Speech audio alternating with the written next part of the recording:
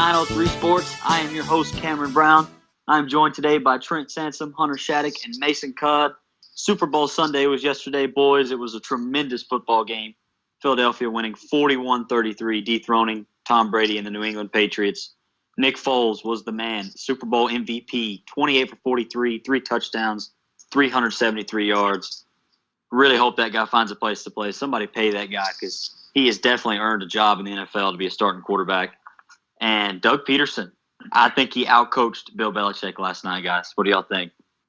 I don't think it was even close. I mean, just the amount of just gutsy calls that he had throughout the game with going forward on fourth down on the 1 yard line with the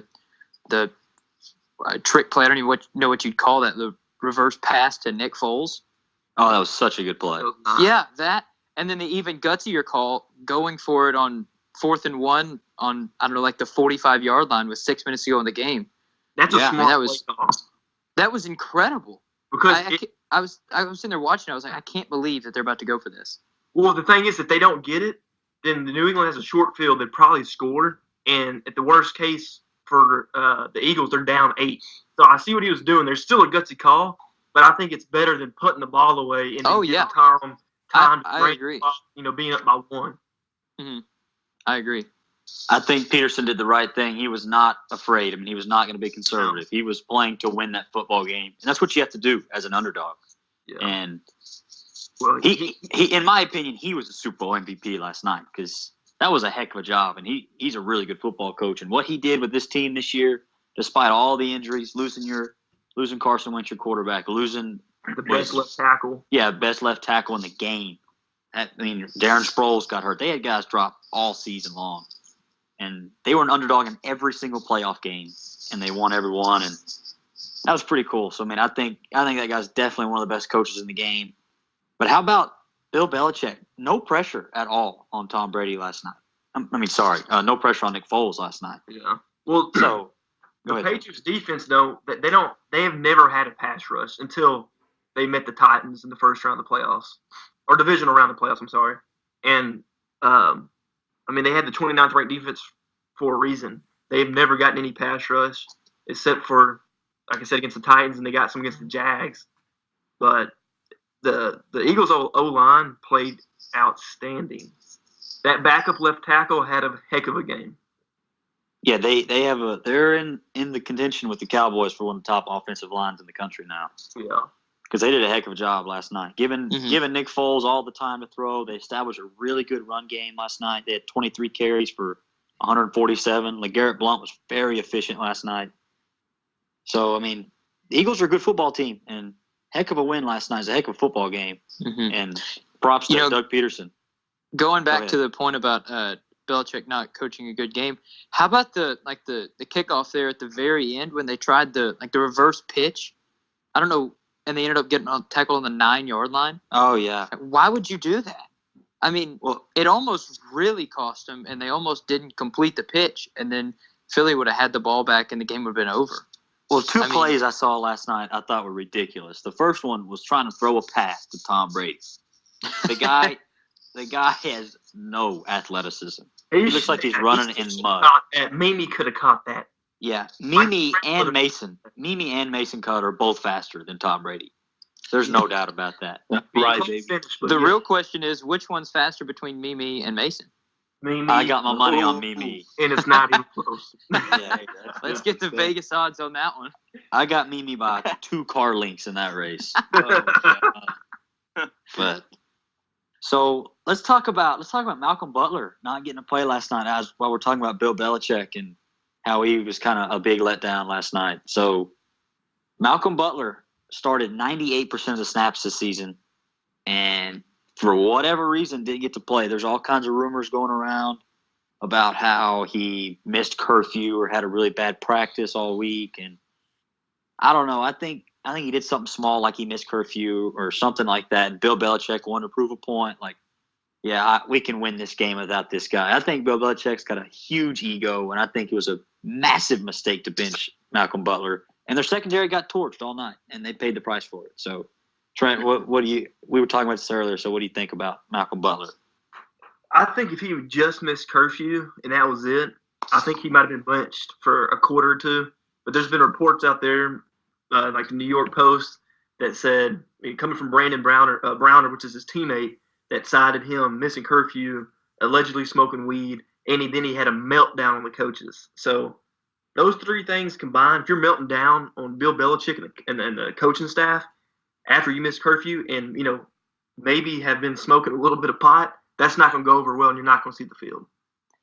Yeah, but that's not confirmed, the whole smoking pot thing. So. I know that, but I'm saying if that's true, then that's the reason he didn't play. No, I agree. So what I don't understand is why don't they admit that it was disciplinary? After the game, everybody kind of was like, oh, well, like the coaches were, both Belichick and Matt Patricia were saying, oh, well, it's game plan stuff, or we didn't think he was going to fit in well. Like the matchup wasn't right. Yeah. And then Malcolm Butler was saying that he just didn't know. He had no idea why he got benched. So if it's disciplinary, why do the coaches not say, oh, yeah, we disciplined him? Because then that removes the blame off of them. Like if it's game plan stuff, then it makes them look like they screwed up. So why would they admit that it was game plan stuff instead of saying it was disciplinary if it actually was disciplinary? You know what I mean? Yeah, no, that's the point. I agree. I don't understand why they just like can't the come whole out and thing say, is fishy. Like I'm not even convinced that it was disciplinary. Well, see, a lot of that though, coaches do a lot of coach speak. Like they a lot of times coaches and teams like to keep stuff in house as much as they can. And I'm not saying this is what that is, but I mean that could have been a reason why he never, it was never brought up that way. But why not though? I think Butler's about to be a free agent, so yeah, he is. It's the last time he's ever going to play for that team. So I don't know why you're protecting the guy. Yeah, I don't know. It makes no sense. Well, see, to me, it makes even less sense not to play your best cornerback. I mean, that whole thing about not a matchup issue. Are you kidding me? You played 98% of your snaps. Exactly. Yeah. No sense. So and if it's a matchup issue, I understand not giving him the start, maybe. But after you're like, okay, this isn't working out, let's put him back in. See, that didn't even make sense though. He's your best cornerback on the team. There should be no matchup issue. Well, but if it truly was a matchup issue, then you see what I'm saying? Like maybe they just got it wrong, and then if it was a matchup issue, they'd been like, okay, we screwed up. Let's fix it. Put him back in there and see what he can do. But see, to me, that's so weird though. But for it to be like that's like saying, oh, Jalen Ramsey, he's the best player on their team. Well, no, it's not like Jalen Ramsey, but I see what you're saying, but I don't.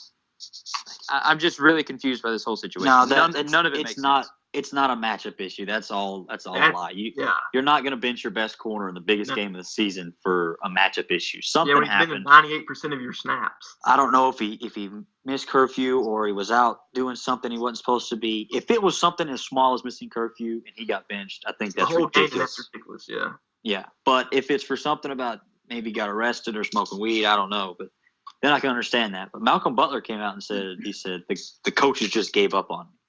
So we may never know what happened to Malcolm Butler. But Mason, what do you think about the whole situation?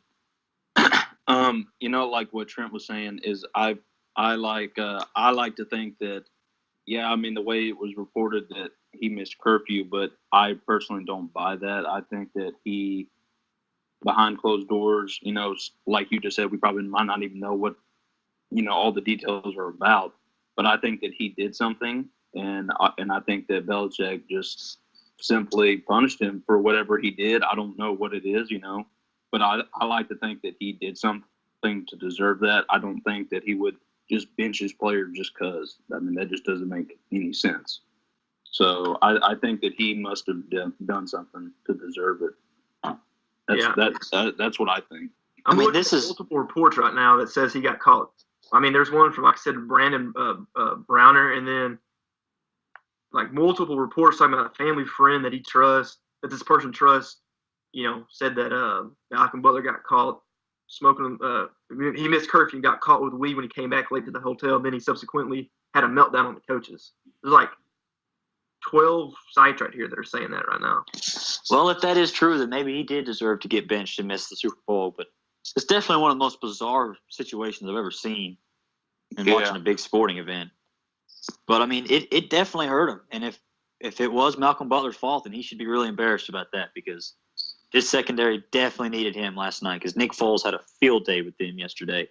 Yep. 41 points. I mean, I'm not used to seeing New England give up 41 points in a big-time game like that. Yeah. I will say their defense has had issues all year long. Oh yeah. They don't get any pressure on the quarterback.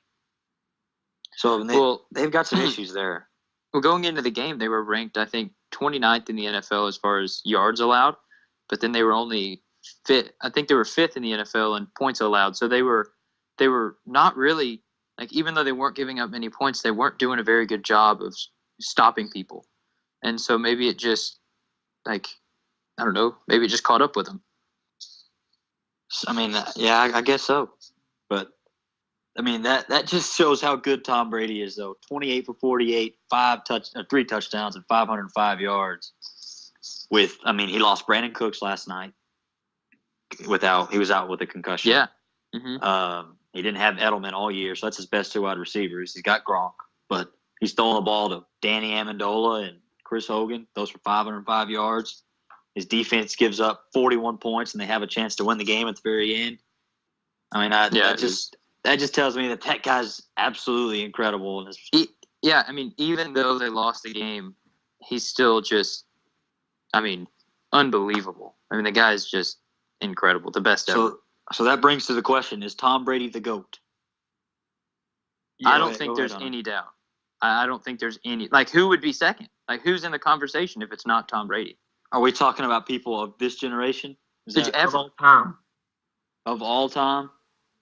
It's hard for me to say because I didn't get to watch the older guys, but I would say he's the best quarterback ever. Oh, yeah. Well, I mean this is his 8th Super Bowl he's been to. Yeah. That's incredible. And people use the argument, like, talking LeBron versus MJ, like, oh, well, LeBron's been to more. But I think you can only start using the argument of appearances once titles are equal. Does that make sense? Right. Yeah, that makes sense. So, like, if LeBron were to get to 6, like, yeah, he would have lost some, but he would have been to several more than MJ, so you could use that as an argument for LeBron. And it's a lot more difficult to make a championship in the NFL too. Yeah, absolutely. So absolutely. Mason, what do you think? Is Tom? Oh, go ahead, Hunter. Finish. No, you're good. You're good. That's it. Mason, what do you think? Is Tom Brady the GOAT? Oh, I think 100% he was before he even walked out of the tunnel for this game, in my opinion. But like you said, though, Cameron, there's so many greats and legends that we didn't personally get to see, but still, I think that Tom has that spot at number 1 all time, in my opinion. I mean, this is his 8th Super Bowl, and he's not slowing down. He just won the NFL MVP at age 40. So he's still got 2 or 3 good years left, and he may get to 10 Super Bowls because the AFC's weak. So, I mean, he carried that football team to the Super Bowl this year because the defense wasn't very good. They don't have a lot of weapons at receiver. The running game was up and down all year. It was pretty much non-existent last night. So, I mean, it's pretty remarkable what that guy can do. And I will another thing I'll say I noticed last night about Tom Brady is I thought Philadelphia got a lot of pressure on Tom Brady last night. Yeah. And he was only sacked 1 time. He was hit a lot though. Yeah, I mean he was hit 9 times. Yeah, he knows how to get rid of the ball, and I mean he's kind of shifty in the pocket for as slow as he is. So yeah, he like senses the pressure really well. Yeah, like you can see him moving around. It really impressed me last night. He's got an extremely high football IQ, and he just knows what to do with the ball, and he just doesn't turn the football over. And he's still got a cannon. Oh, yeah. I mean, you look at what happened with Peyton the older he got. I mean, I don't know if he could, if he threw a football and hit you from point-blank range, it probably wouldn't hurt. Yeah, Peyton didn't have near the arm. He didn't have near the arm Brady does. Brady's arm looks as good as anybody's, and he's 40. It's incredible. I really thought they had a chance to complete that Hail Mary to Gronk. I mean, that's a perfect setup. Throwing to that big old boy in the end zone. Yeah, whoever number 13 was on their team almost caught that. Yeah, they had a chance. Speaking of Gronk, did y'all hear what he said after the game? I read something today about he's talking about retirement. Yeah, they asked him because apparently he was talking to somebody like in private before the game about how he like was considering retirement. Then after the game, somebody asked him like, so like what was this conversation about or something like that? And Gronk's response was, how'd you hear about that? It wasn't, like, oh no, that's false or something. No, he was like in shock that somebody found out about it, And then they asked him, like, so do you think you might retire or whatever? He said, I'm not going to make a decision right now. Like, obviously I need to step back and, that whole deal. Yeah. But, I mean, like, yeah, was he 29 years old, I think?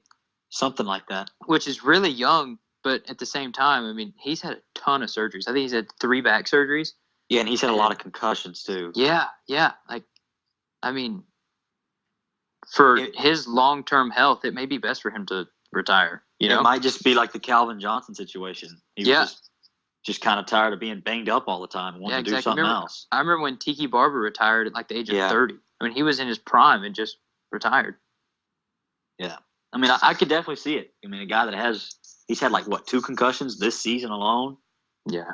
So maybe he's just fed up with football. But that'd be an interesting story to follow and see what happens next for Gronk. But speaking of what's next, so what's next for Nick Foles? Mason, I'll let you start. I mean, obviously the Eagles aren't going to keep him. Is he going to stay a backup from Philadelphia? Because he didn't rule it out last night. So what do you think, Mason? Well, I mean, honestly, I just don't see him being a backup because of how much his value has gone up. Like that, they could trade him to, say the Cardinals or or a team that could actually, need a guy to fill that QB spot, and then the Eagles could get value in return from that trade as well to possibly, benefit their team going forward.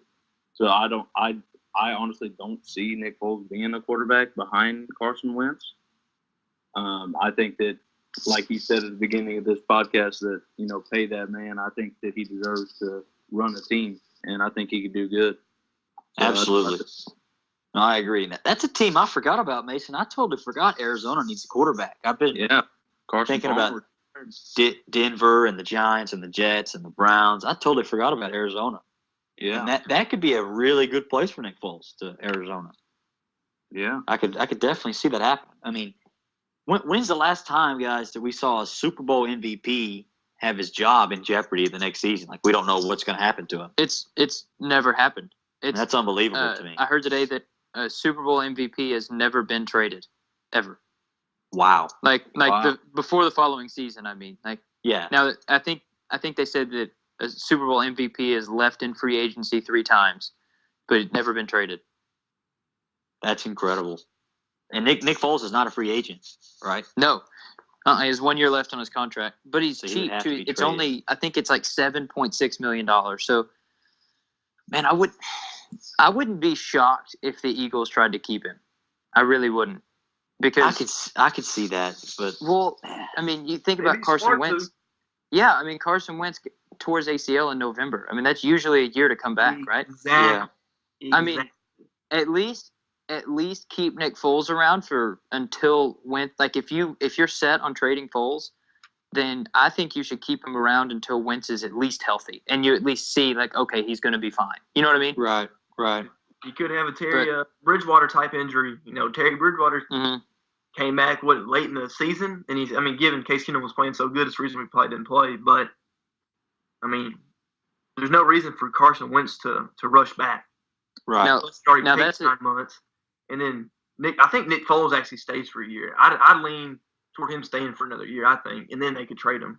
It would just be so hard to me to see that guy go back to a backup role after just winning a Super Bowl for his team. He's not going to go back to a backup role. He has to, because Carson Wentz is going to be out.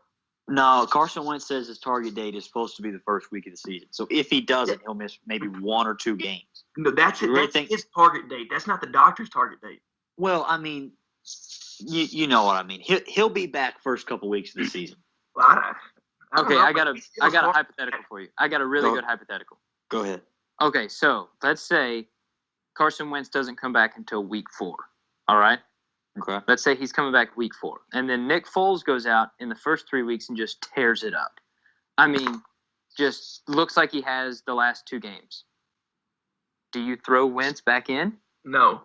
You have to. Because it's like the Dak Prescott, Tony Romo thing.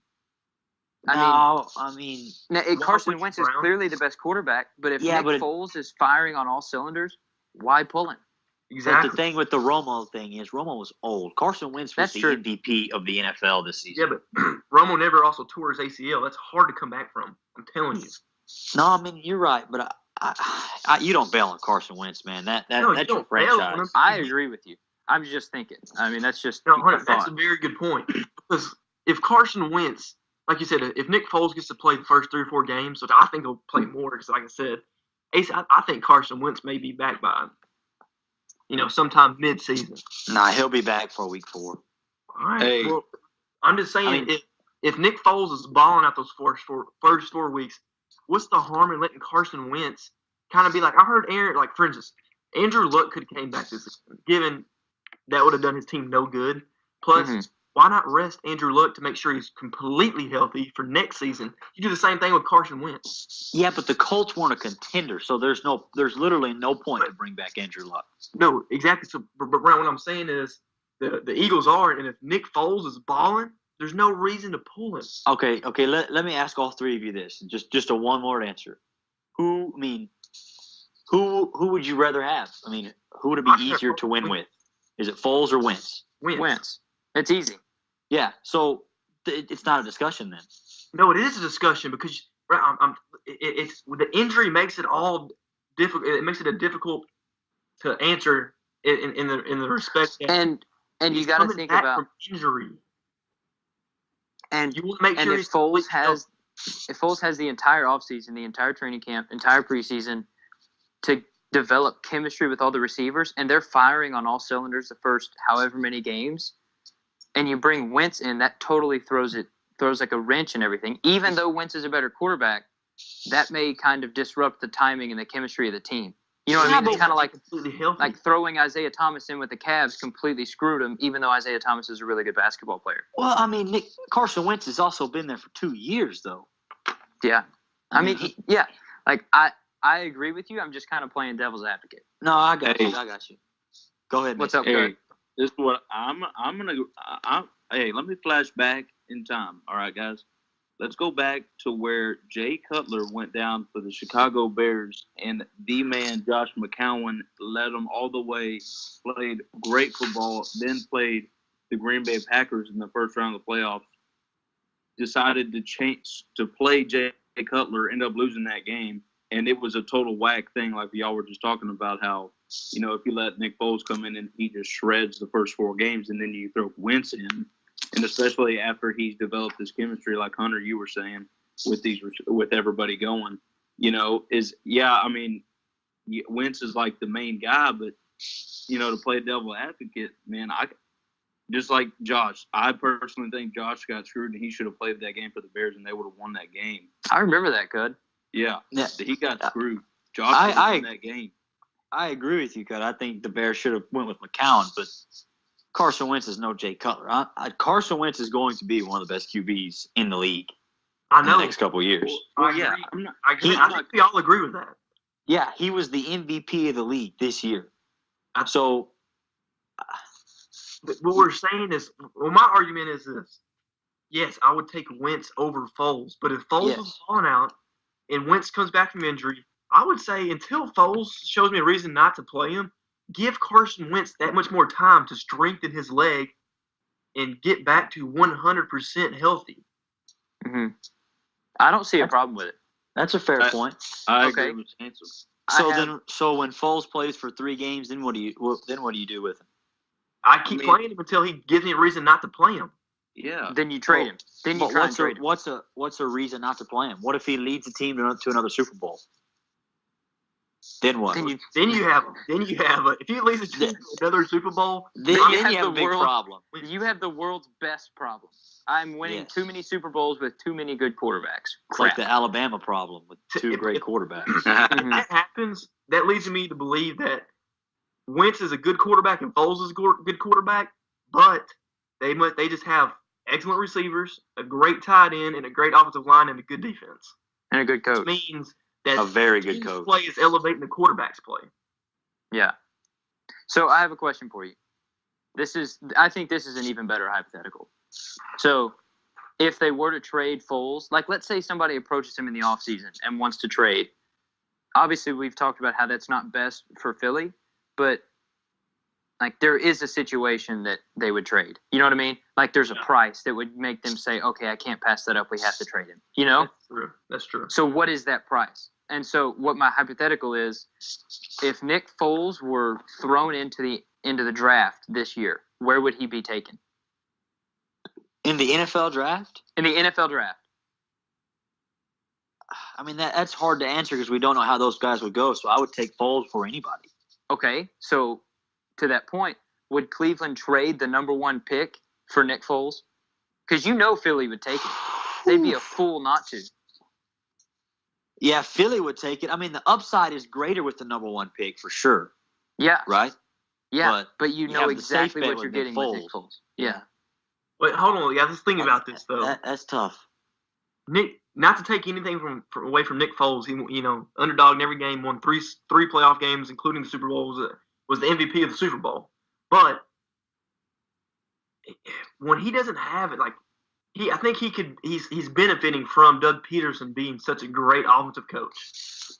We saw what happened to him when I don't know, man. Some of those throws that he made were just incredible. I disagree, Trent. When Foles, go ahead, Hunter. You go ahead.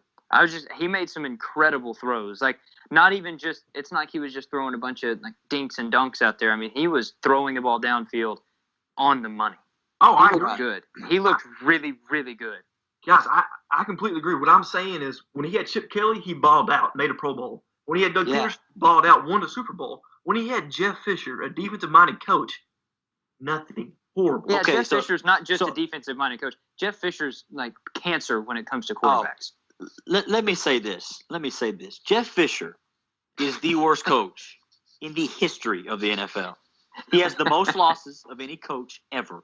This man, listen to this. This man had Case Keenum, couldn't win with him. NFC Championship this year, Case Keenum. He had Nick Foles, Super Bowl champ, couldn't win with him. He had Jared Goff, who has done a complete 180 this year with the Rams. They're set with him for life. He couldn't win with any of those guys. But I agree. And I'm not saying – I'm not taking anything away from those guys. No, I know. Those guys got better offensive coaches. Sean McVay is a great offensive coach. Doug Peterson's a great offensive coach. The OC, what's the OC's name in Minnesota? Pat Shurmur. Pat Shurmur is a great offensive coach. No, I agree with you. I'm just trying to say Jeff Fisher's horrible. Well, he is. He's terrible. Quarterback killer. That's what happened to Vince Young, Trent. Oh, well, Vince Young went 13-3 his first year. I mean, yeah, that's the only magic. That's the only magic Fisher ever had.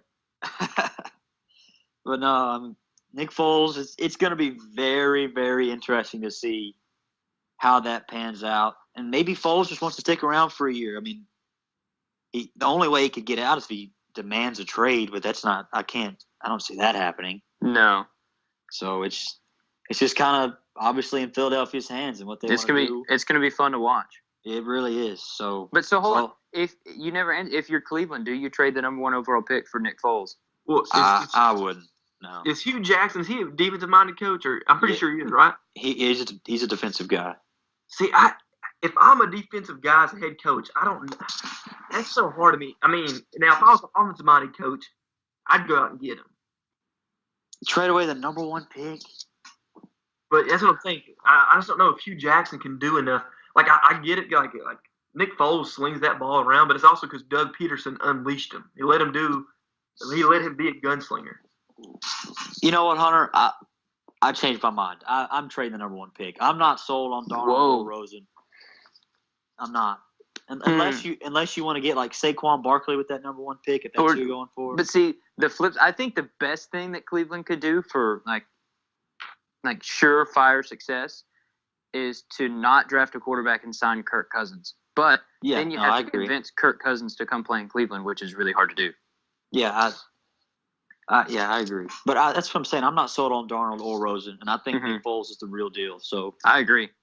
So you're not going to lose anything. So yeah, I like that. Trade Foles, man. That's really bold, though.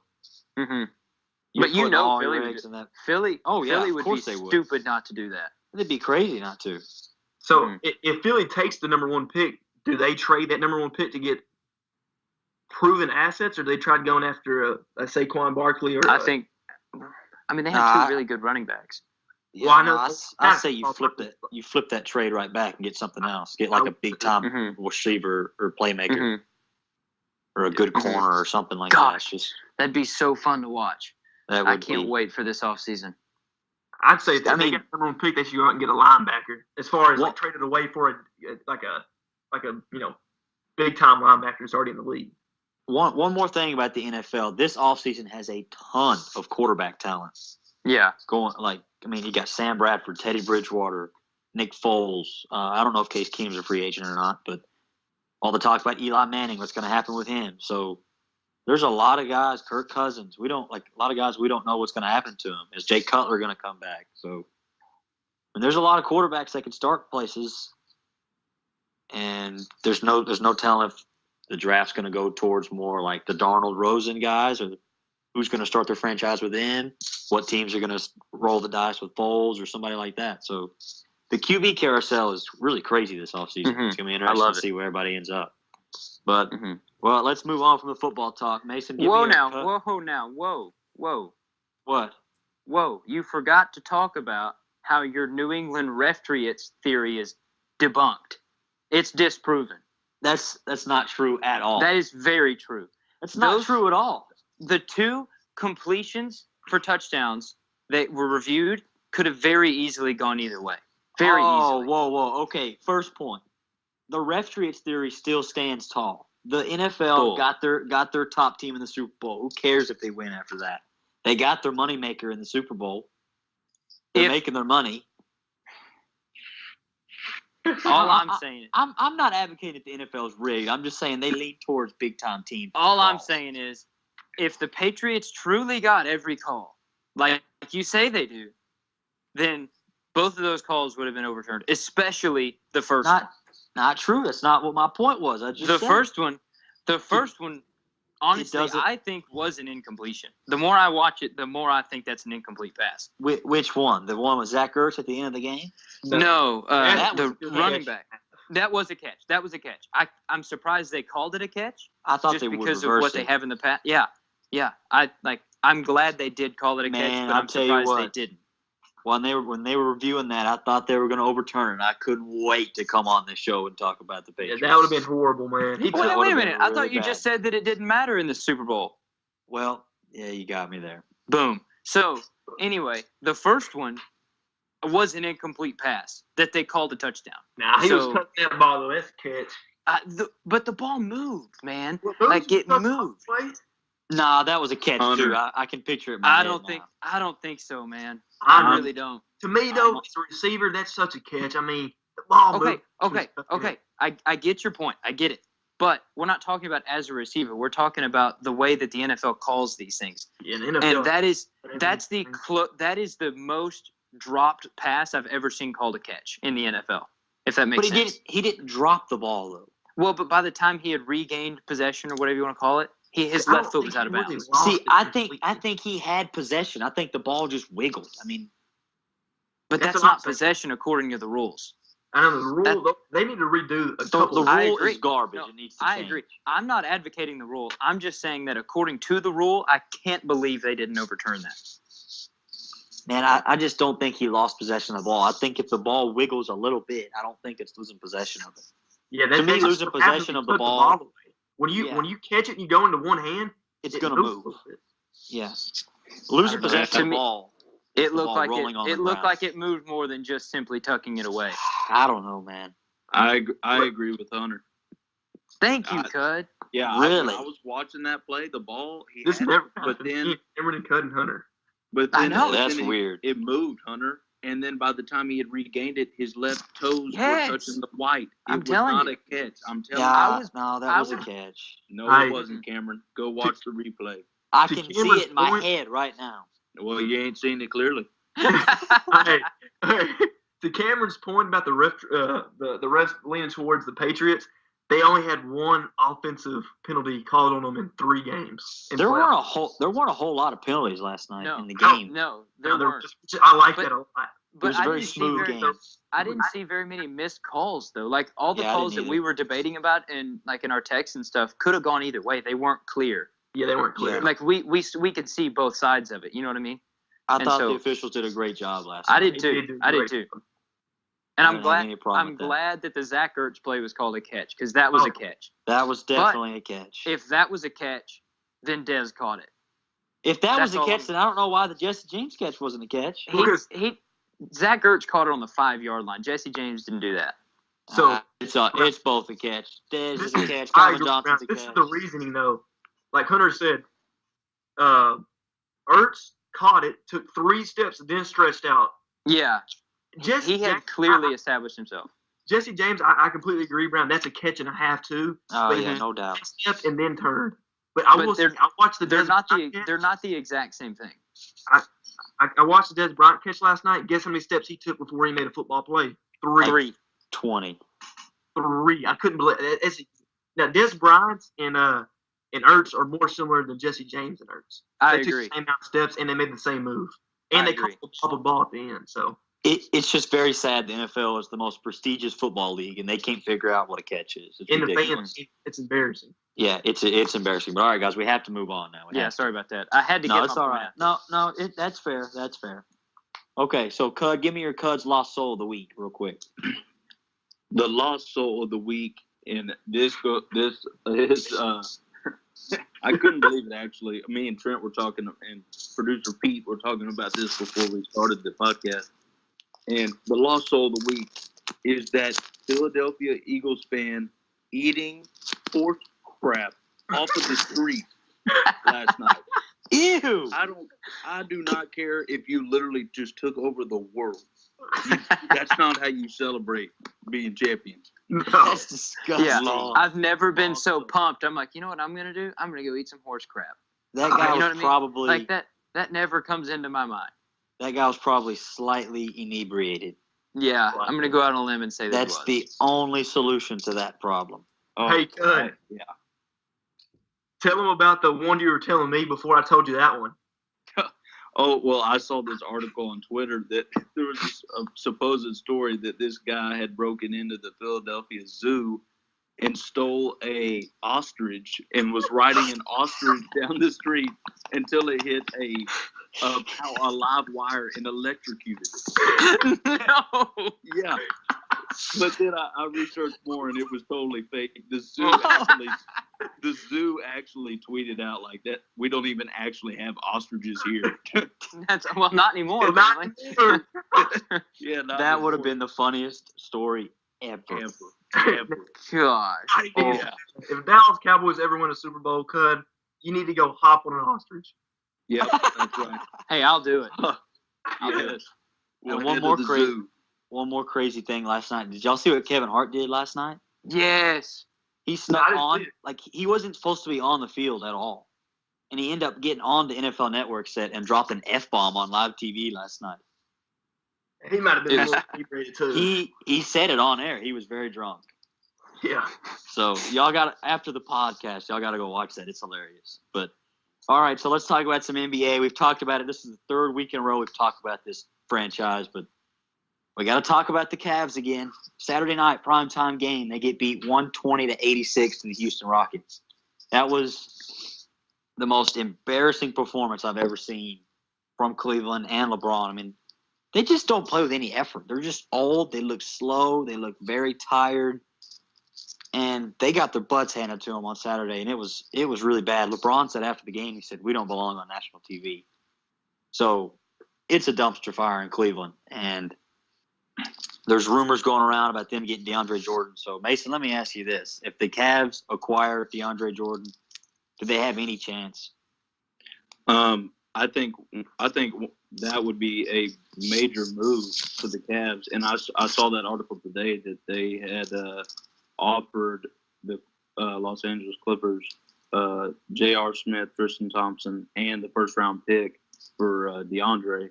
And for the Clippers side is that if they're actually trying to hit that rebuild button, then I don't understand why they did not make that trade personally. Getting that number one pick and a couple of players.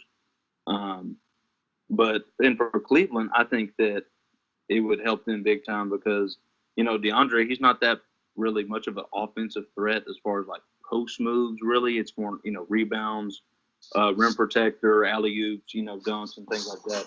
But I think that if he could kind of come to Cleveland and maybe kind of give a spark down low, with rebounding and blocking, maybe it might get the rest of them to, kind of come together. I don't know, but something needs to be changed. And right now, I think that is their best option. Oh, I can promise you this: if they leave the roster as it is, they won't even make the Eastern Conference Finals. They're awful. I agree. LeBron has no help, none. None of those guys can shoot. Isaiah Thomas has been atrocious. Jay Crowder's been terrible. J.R. Smith's old. Dwayne Wade is old. Tristan Thompson just doesn't have any offensive ability. So I think, yeah, he does. I think if they get DeAndre Jordan, I think that might get them out of the East. But it's dang sure not going to get them past Golden State or Houston. But, I mean, it may be just enough to get them out of the East. But, I mean, that'd be a good addition. And so you get Kevin Love healthy again. So LeBron, Love, Jordan. But I don't know. The Cavs are a mess. Who would get them past the Warriors? Like, not even in a trade. Just if you could handpick one player and put them on the Cavs. I'll say this. If the Cavs get Lou Williams and DeAndre Jordan, they can make it somewhat interesting. I think maybe get it to 6 games. Maybe. Because now you've got maybe if Isaiah Thomas can figure his stuff out, you've got Isaiah, Lou Will, LeBron, K-Love, and DeAndre Jordan. That's a good 5. Now they would have 0 bench help. Yeah, which is what screwed them last year. Right. And you might have Lou Will come off the bench and have J.R. Smith play the 2 or whatever. Well, but I'm sure they'd have to give up J.R. Smith in the trade. They'd have to give up a ton. They'd have to give up the Nets draft pick. Wait a second. Who would be their 5? So you got DeAndre, K-Love. You have DeAndre. Isaiah. Starting 5. You'd have Isaiah at the 1. You'd have LeBron at the 3. K-Love 4. DeAndre Jordan 5. And you have to throw somebody in at the 2 if you want Lou Will to be his normal 6-man role. That's true. I mean, you're going to have to trade J.R. Smith. You're going to have to trade the Nets pick. Player? They don't have a good bench player. That's the problem. D-Wade? Surely D-Wade can't. LeBron won't allow the D-Wade to be traded. No chance of that happening. They'd have to trade Tristan Thompson, J.R. Smith, the Nets draft pick, and their own draft bad players. Yeah, it's the Nets pick though. Like it's a top 5 pick from the Nets. Yeah, what I'm saying is like they could trade one of their own picks as well. Yeah, they'd have to trade another draft pick, maybe a lot of draft picks. I don't know. Yeah, even throwing Isaiah Thomas in there. Every pick we have until 2020. Just take. I mean that's pretty much what they're doing. They don't have a lot of picks if they get rid of this next pick. Hey, Cameron, guys, I just saw on my phone a little quick update. Bleacher Report, apparently, Warriors will try to beef up their bench before trade deadline, had inquired about Avery Bradley. Wow. Really? See, I read about the Thunder trying to get Avery Bradley. Everybody wants Avery Bradley. That's interesting. Your boy, Cud. Yes, Avery Bradley. He's awesome. I like him. I didn't know he was averaging 18 points a game. I thought he was having a bad season. I hadn't heard but he takes a lot of shots over there in Detroit because they don't have any guards. Yeah, but he's averaging 18. Yeah, but he's shooting like 6 for 18 a game or something like that. Yeah, but so say he can minimize his shots and get about 12 a game and play great defense, that's definitely a take. Yeah, I mean, okay. So let me ask you all this before we move on from the NBA. So, Hunter, I'll start with you. Give me your NBA teams that have a chance to win the finals. Golden State, maybe Houston. That's it. Yeah, I agree. I mean, that's maybe Houston. Maybe. Those are the best 2 teams in the NBA. Your conference finals is going to be the Western Conference Finals. If Golden State plays decent, nobody else. Yeah. Houston's impressive. I'm stunned at how well Chris Paul and Harden are playing together. I'd say Houston, Golden State, and then is Hayward coming back for the Celtics this year? I mean, he has a chance to come back for the finals if they make it, but no, he's not going to come back. I don't see it. The Celtics getting Greg Monroe is a nice addition, but I think the Celtics have an outside chance. I don't think they're going to win. I think they can make it like 6 games if it gets Golden State or gets Houston. Nah, I don't think so, Trent. The Celtics don't have enough bench play. Kyrie's got to carry that team.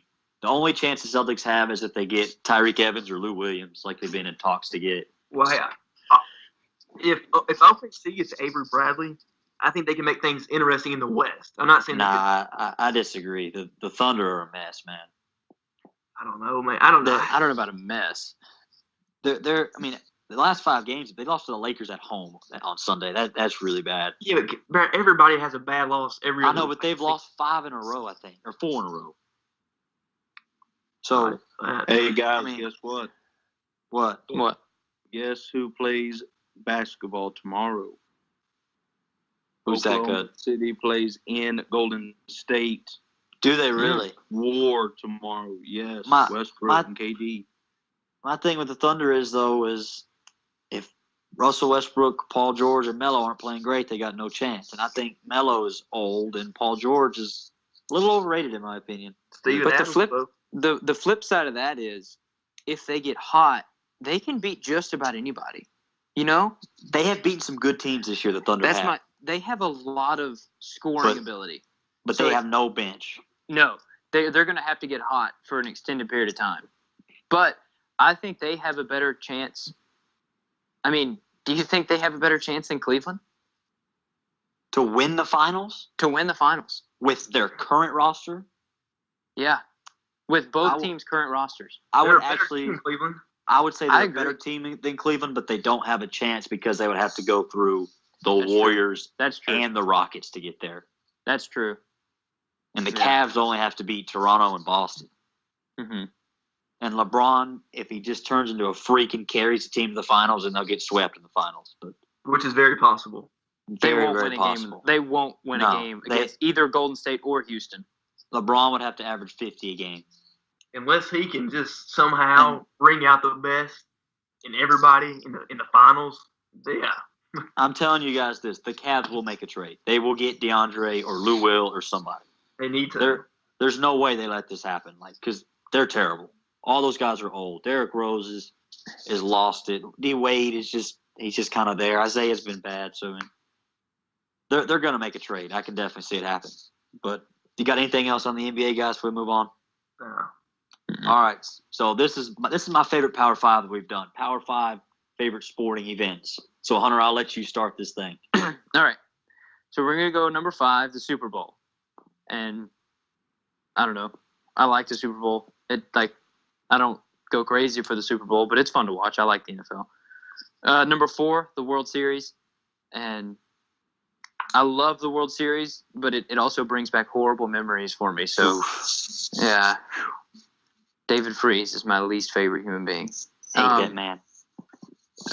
My number 3 favorite is March Madness.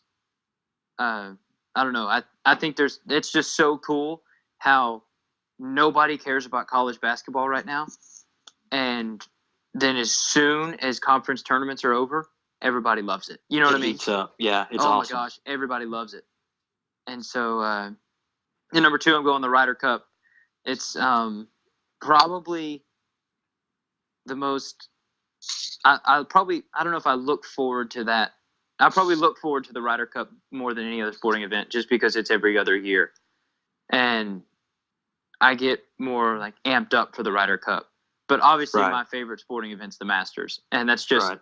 because it's it. That is the pinnacle of sporting events for me. It's great. It's so all the tradition there, just how I don't know, just all the history and Reach. just look at the place, man. I mean, Oh. even seeing commercials for the Masters, you get Oh. chills. You don't see. How great is a Masters commercial at Christmas time? Exactly. 4 months away. If you see a Super Bowl commercial in October, you're going to be like, yeah, but there's so much more to do. You're not going to see a World Series commercial in July and think, yes, I can't wait for the World Series. Right. And part of that may be because I know that the people that I pull for in golf are going to be there, and you don't know that your teams are going to be in the championship in another sport. Maybe, I don't know, but man, the Masters, it's miles ahead of every other sporting event in my eyes. You're gonna get after me about my list. I'm gonna go last. So I Mason, swear, you go. Cam, if you don't have the Masters in your top 5, I'm never coming on this podcast ever again. It's in my top 5, but you're still Okay, gonna have good. something to say about my top 5. So Mason, Well, you're go a ahead. bum anyway. Go ahead, Mason. All right. So my honorable mention is the Super Bowl. Wow. At number 6 or wherever. Number 5, I have the World Series.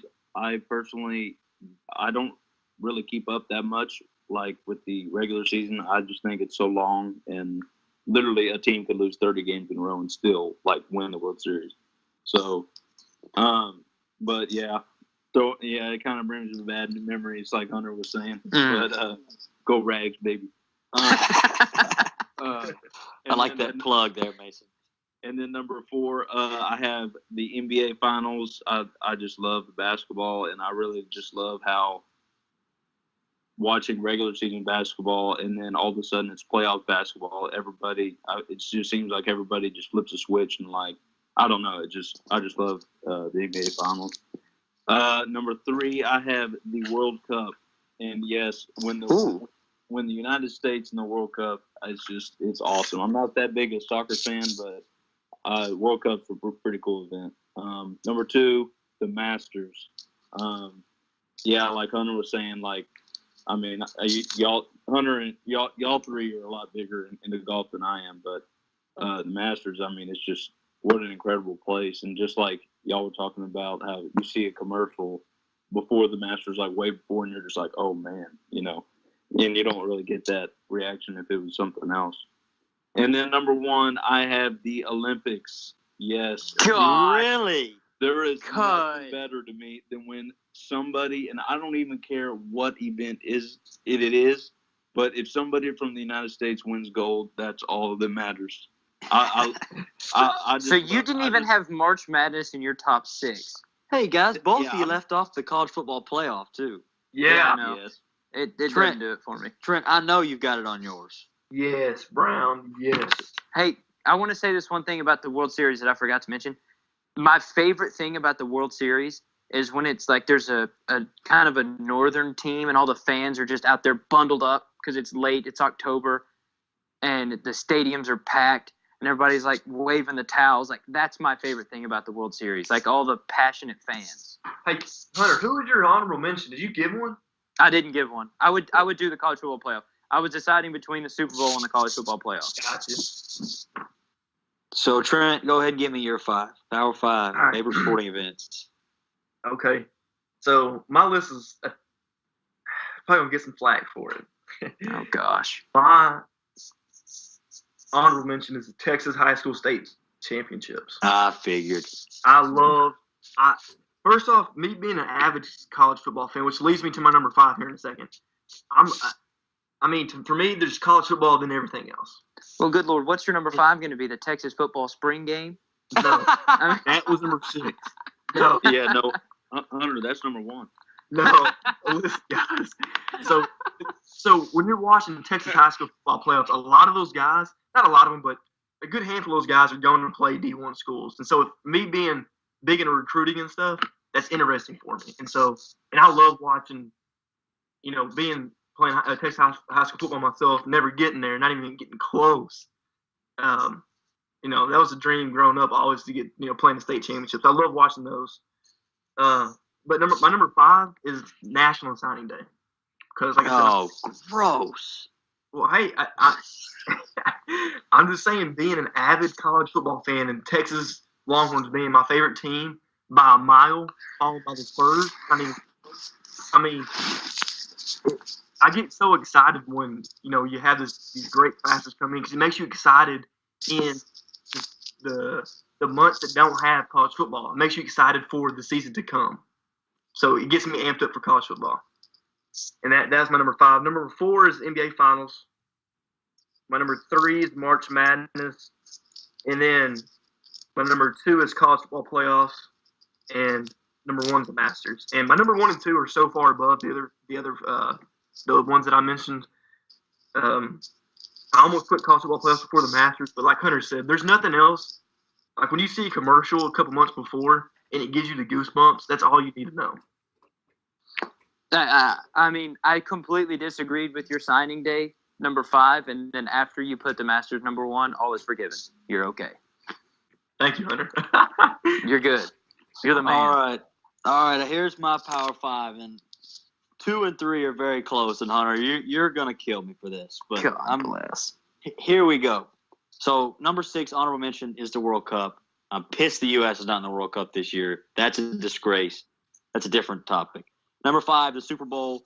I almost didn't even put the Super Bowl on here. It's just I don't know why. My top 7. Yeah, I don't know why it doesn't do it for me. And I love NFL. I love football, but that's kind of how I feel about it. It's almost too like commercialized. yeah, You know, like it's not even about football. Well, none of our teams have been in it since we've been alive. Yeah, That's exactly. very true. That's very true. It's hard for me to pull for somebody else in a football game, except college football, which Exactly. college football is the college football playoff is my number 4. Love college football. And here we go. Number 3 is the Masters. Ugh. These top 3 I love so much. I just want you to know that you had the Masters the lowest of I all know. 4 of us. I know it. That's very sad. And You know you're a golfer, right? I know. Every day. Hey, I'm not finished yet.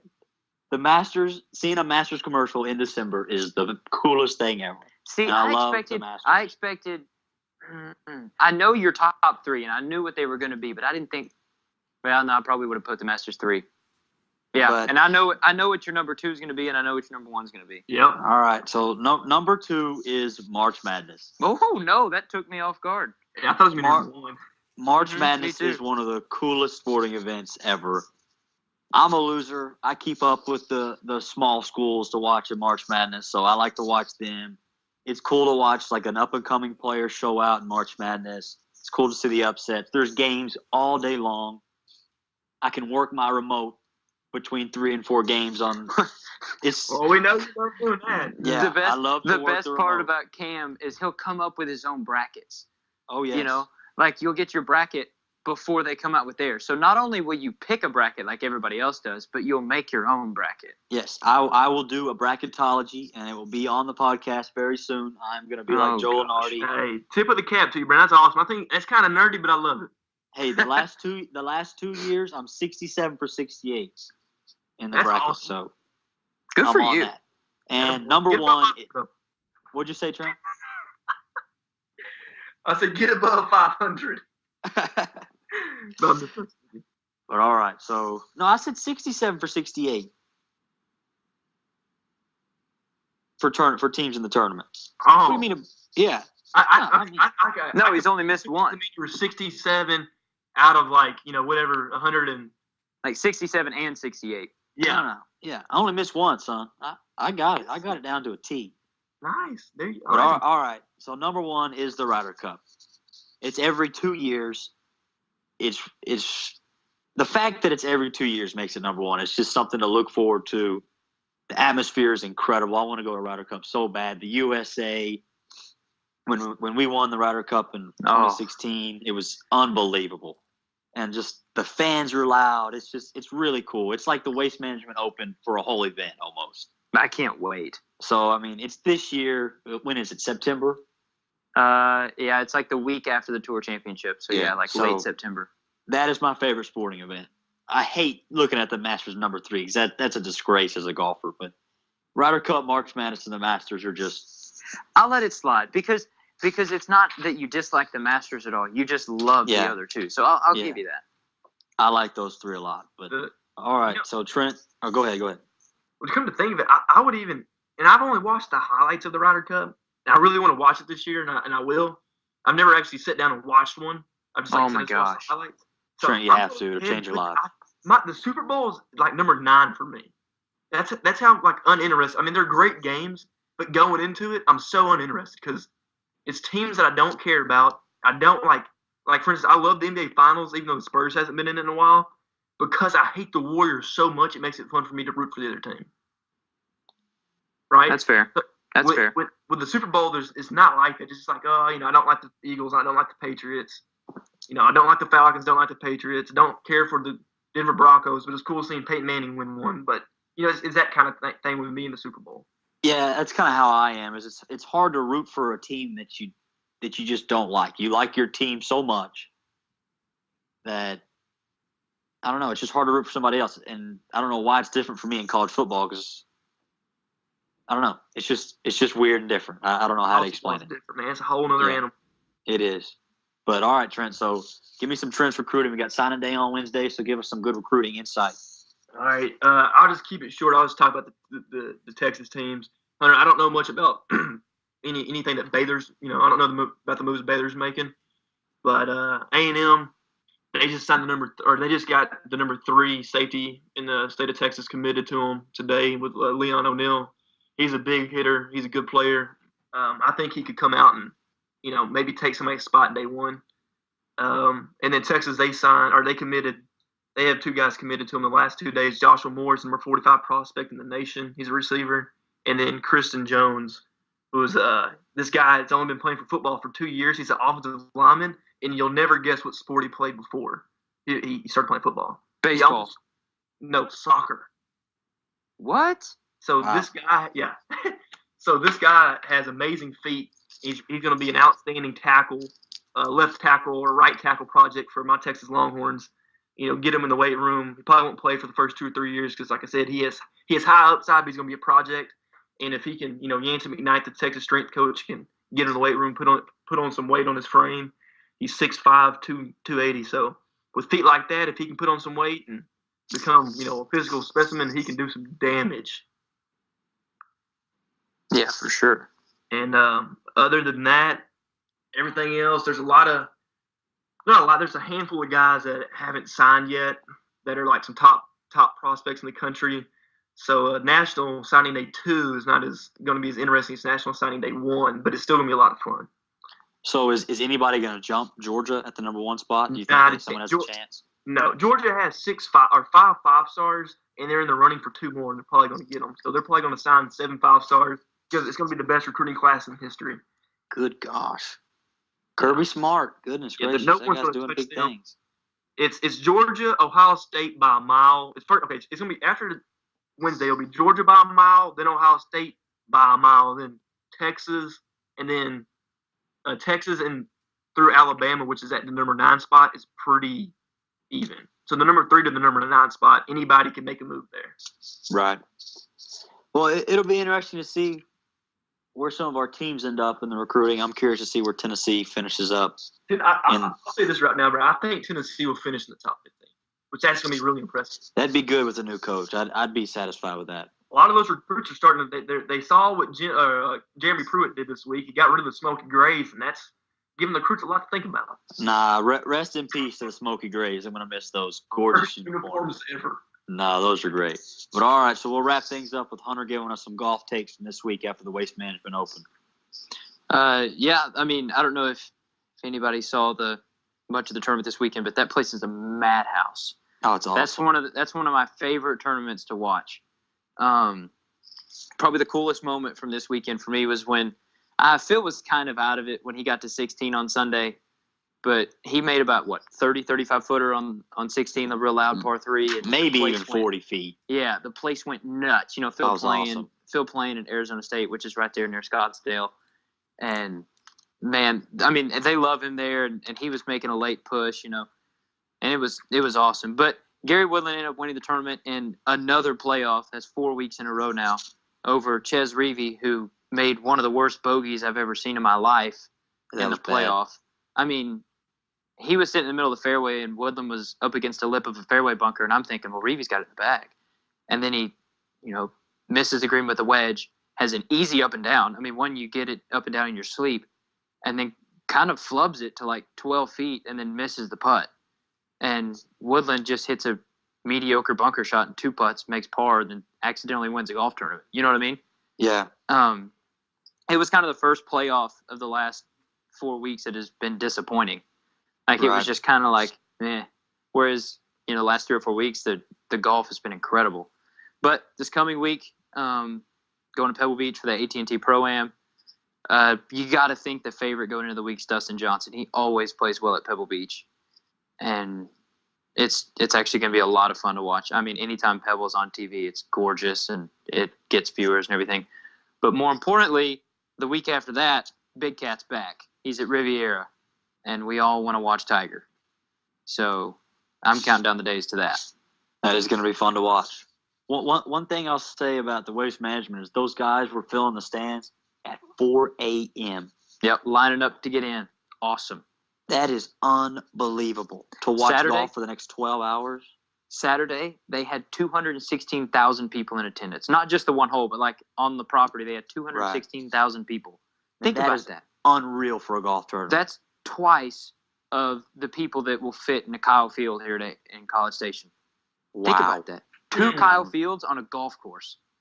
Good That's gosh. pretty cool. That's all, and they were all hammered.